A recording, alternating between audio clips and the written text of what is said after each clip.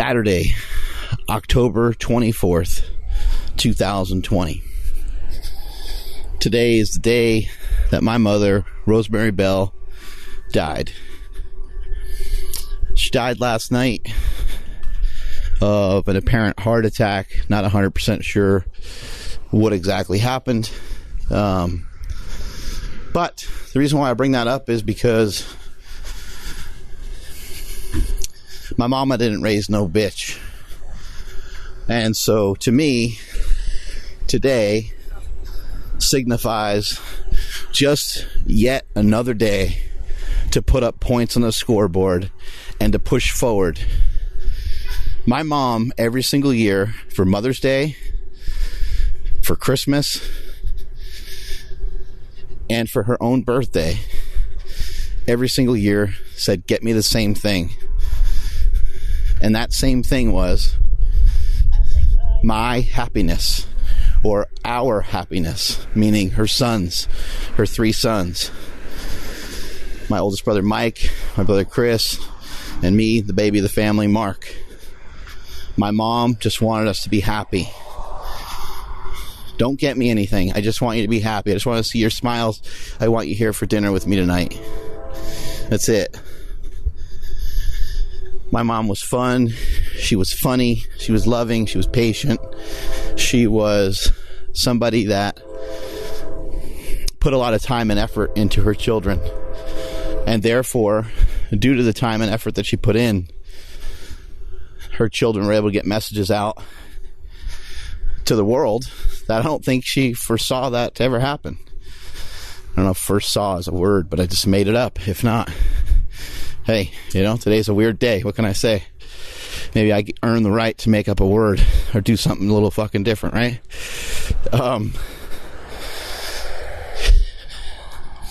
So right now I'm on a walk. And I already walked this morning for an hour. And I'm going to still go to the gym.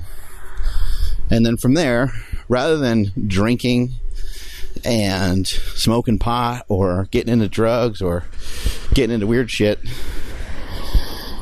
or just thinking about how sad I am, I'm thinking about the life my mom lived and why she lived her life. My mom was there to protect me. My mom was there to support me. And any of you that ever ran into my mom and said that you knew me, you were really going to be in for it. Because she was my biggest cheerleader. She were her children's biggest cheerleaders. And she would go on and on about her son Mark. She would go on and on about her son Christopher. And he's a filmmaker, and he made the movie Bigger, Stronger, Faster. And she'd go on and on about her son Michael, who wrestled for the WWF and wrestled the Undertaker, and so on. Anyone, even if you didn't ask, or even if you didn't say that you knew us, she would ask you if you knew us. And even when you said that you didn't know us, she would go on and on and on and on about us, because she took that much pride in us. She was that proud of us. She loved us and cared about us that much, all the way to the point where it was flawed. All the way to the point where her mindset was flawed, because she could not see any errors in any of us.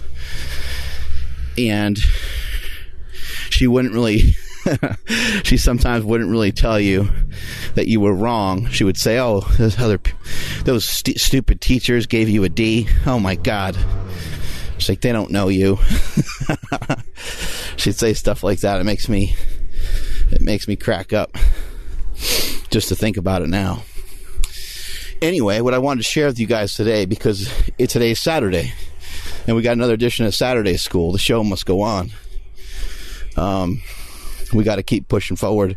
We got to keep forging forward, and we got to keep putting up points on the scoreboard every single day. I know that's you hear people say that when people die. You hear them say, oh, that's what so-and-so would want, da-da-da-da-da, and you don't really know what they would really want. Like, oh, so-and-so would want us to go out on the boat and go fishing or whatever. By the way, that car noise that you hear in the background, car alarm that's been going on the entire day. I'm pretty sure car alarms don't work. Ineffective. I don't think it's ever saved one car from getting stolen before. Anyway. But I do know that my mom would want us to continue to push forward. I do know that she would want, because my mom's biggest thing with her children was to build up our belief in ourselves. And she did so through some magical ways, and so did my dad. But today specifically is more about my mom and honoring her life rather than wallowing in her death. My mother was creative and smart and fun and funny and a beautiful person who wanted to find out and figure out, what did you like? What did you like? What are you like? What are you interested in?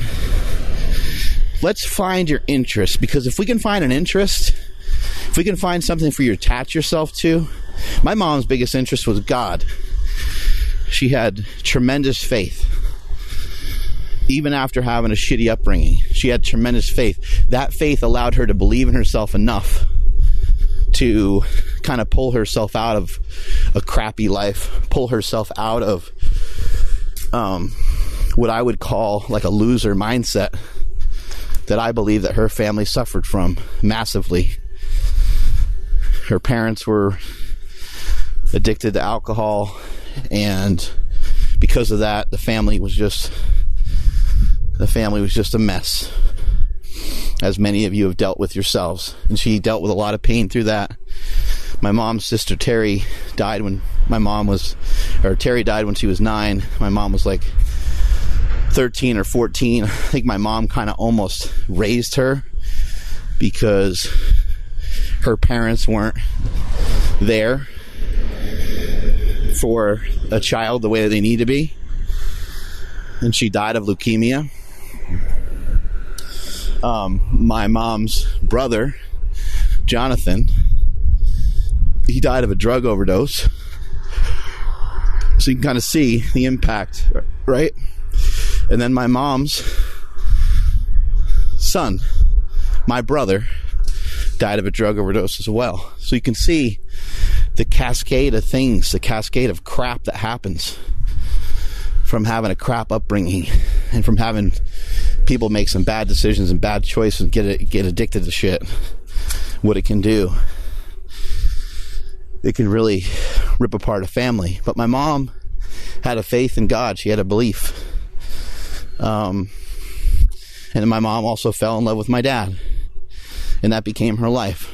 Her family and God. Her family and religion. Those were her things. She stayed attached to those things. She believed in those things enough to where she can keep herself afloat and raise children. And as she was raising us, she always taught us the most important virtue that you'll ever have is a belief in yourself. And my mom empowered us in a tremendous way, in ways that maybe were too empowering, because maybe they were too dreamy almost. She never hit you with the fun hammer. She never came in with a good solid dosage of reality. She wanted you to dream. She wanted you to believe in yourself. She wanted you to feel good about yourself. She wanted you to feel great about yourself. And I always did. And I owe that to her. I still to this day feel that way.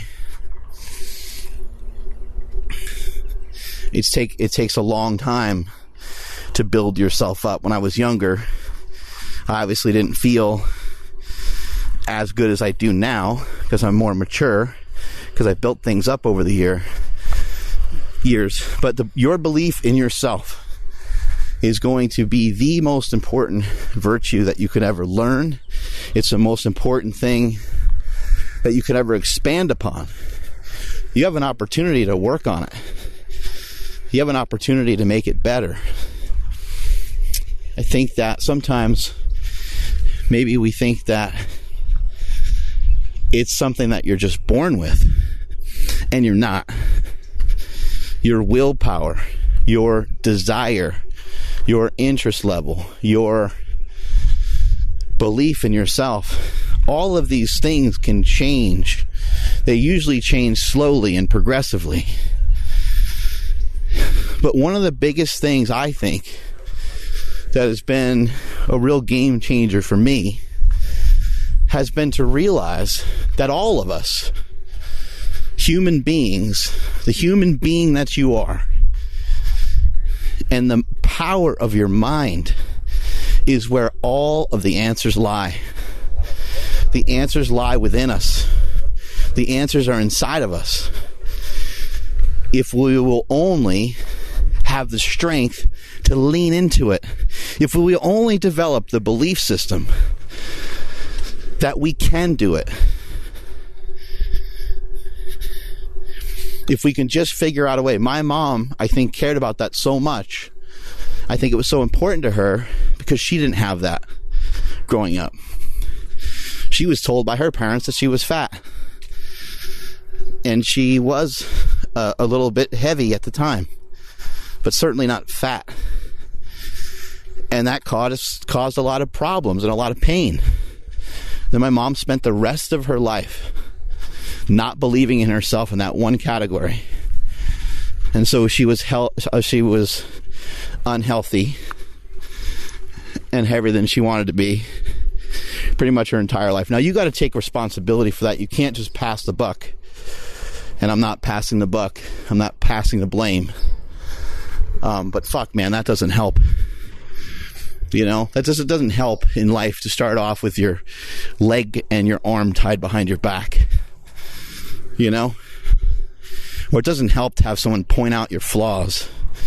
Even if we got flaws, why not point out the things that we have that are good? My mom was a good athlete. Why not point those things out? My mom was really smart. Why not point that out? My mom's very personable. Why not point that out? You know? These are things that we can help other people with. Think about how powerful that is. Think about the many generations that have had to deal with people's fucked up parents or adults telling children stuff about themselves that they bought. And then it carries on further and further and further. I'm sure my mom's parents were probably hurt by somebody. Because hurt people, right? I'm sure they probably didn't have a good belief system set up for themselves. They probably didn't believe in themselves. But if you don't believe in yourself, it makes everything that much more difficult. And it's not about believing in who you are so much as it is in believing in what you are. Because when we get into who we are, there's many differences between all of us. There's many strengths, there's many weaknesses, and there's many things to make a big deal about that can kind of separate us out from each other. But when you think about what you are, we're all human. And guess what? We all possess the ability to get better. We all possess the ability to get stronger. I recognize that this vibes with a lot of other messages that I have, but I don't care.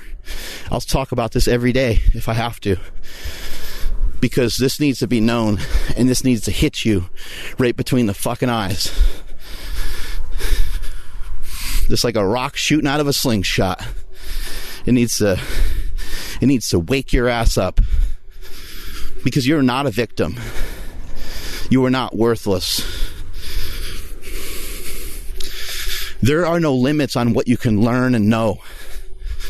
There are no limits on what you can learn, know, love, or lift. And when I say lift, I've mentioned this before. When I say lift, I'm not necessarily just talking about lifting weights in the gym. But I'm talking about lifting the weights of life. Lifting things off of yourself. Lifting things off of other people. What's wrong with telling someone they look great today? What's wrong with telling somebody, hey, you're wearing a nice shirt?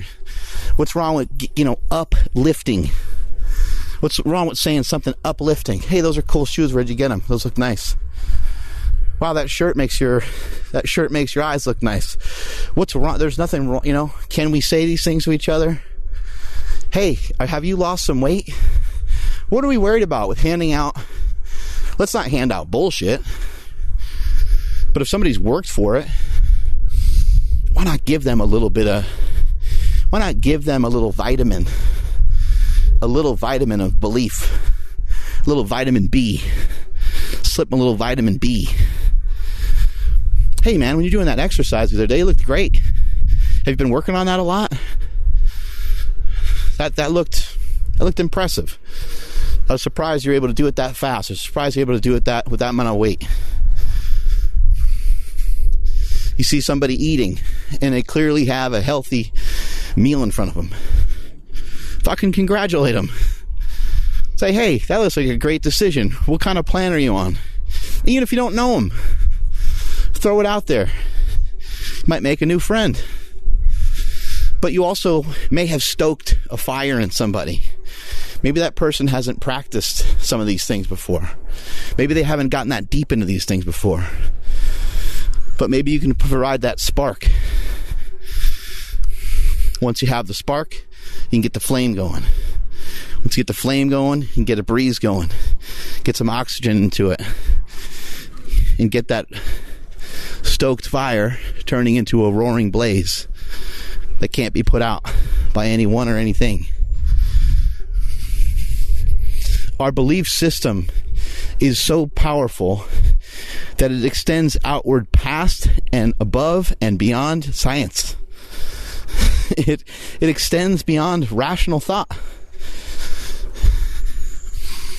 And I'll tell you this. Most things that are great, most things that are on a different level have been viewed by other people as foolish, out of bounds, things that aren't going to work.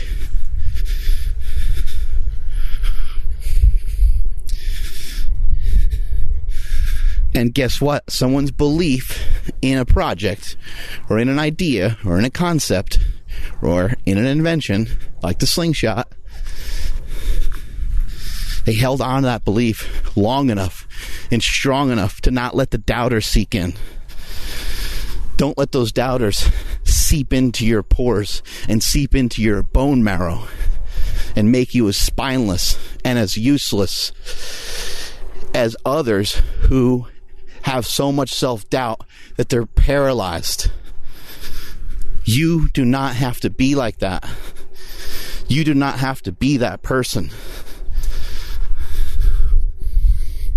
You can escape that by enhancing your mind. Mind enhancement. Why not enhance it? Why not make it more powerful? Why not show people what you got? People think you're foolish. People think you're fat. People think you're out of shape. People think you're stupid. People think you're dumb. They can think whatever they want. But as long as your belief in yourself stays strong, and as long as your belief in what you're doing can stick around for long enough for it to manifest into something, they're not going to be able to say that shit for very long. They're going to say, oh, didn't he used to be really fat? That's all they're going to be able to say at that point. Oh yeah, I knew that guy. Didn't he used to be broke?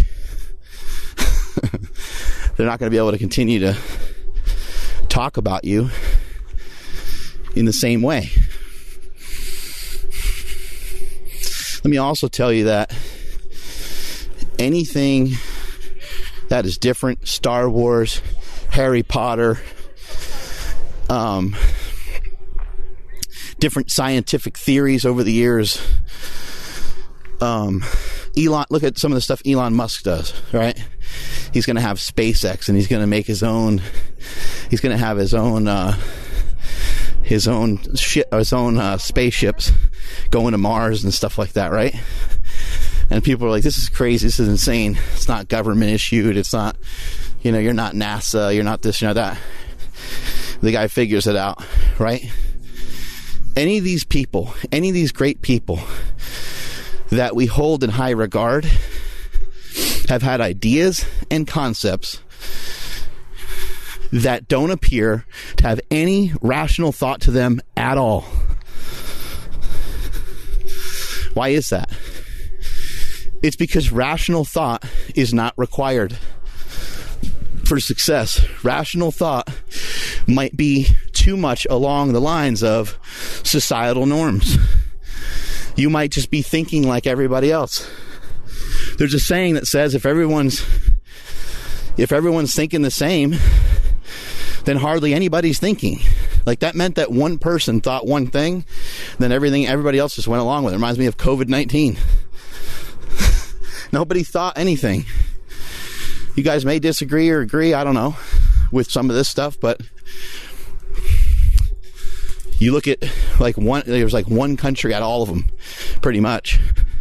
Sweden had different idea, different concepts, and we don't know. It's gonna take a long time to sift through all this and see who figured out what the best. But you get my point here, is that your belief in yourself is going to be massive. And my mom instilled a lot of great beliefs in myself, to where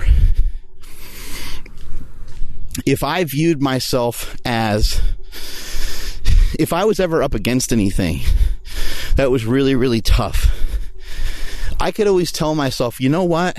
I'm not going to say that I've never quit on anything, because everyone kind of experiences moments where you pushed yourself physically and you had to literally just, stop, right? We've all missed a rep. But there's never been a time where I was like, I can't do that. Or if there has been times where that did flash through my head, because self-doubt has its moments, right? For everybody. I always said to myself, I can come back and get this the next day, because I can get better at this. And a lot of that had to do with my mom instilling that self-belief and encouraging creativity, encouraging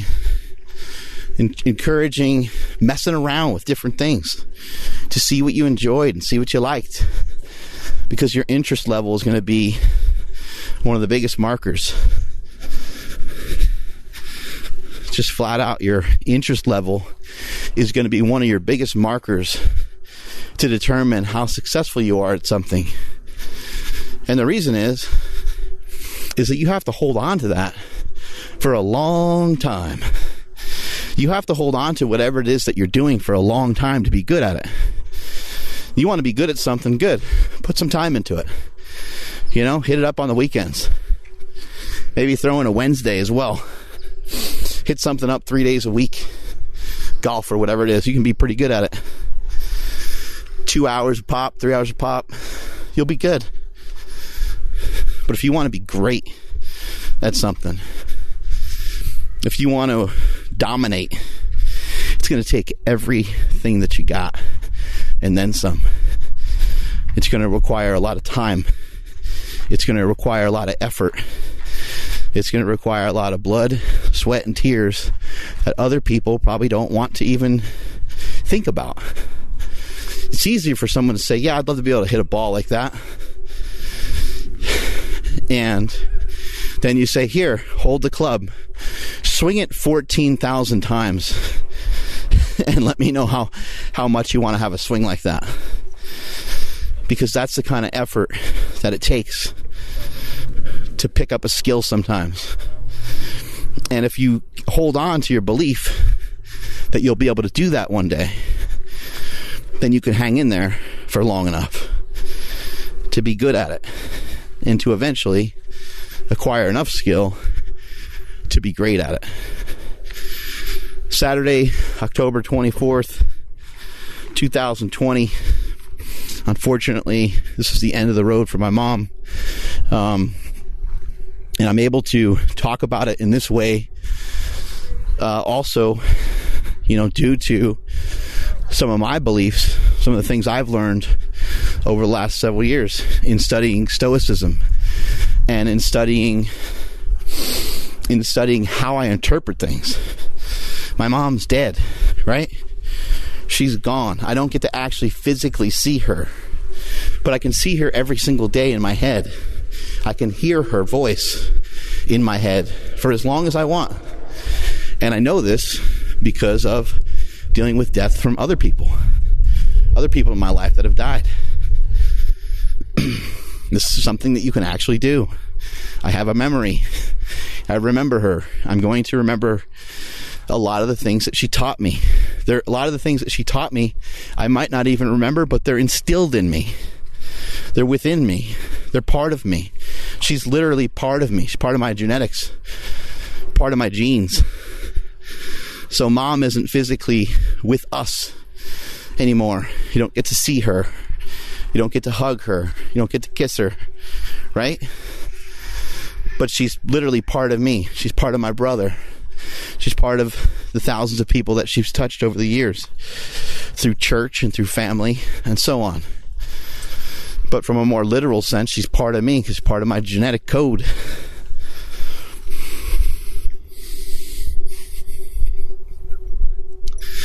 So, even without having the greatest mom of all time, anybody can work on feeling better about themselves. Anybody can work on a stronger belief system.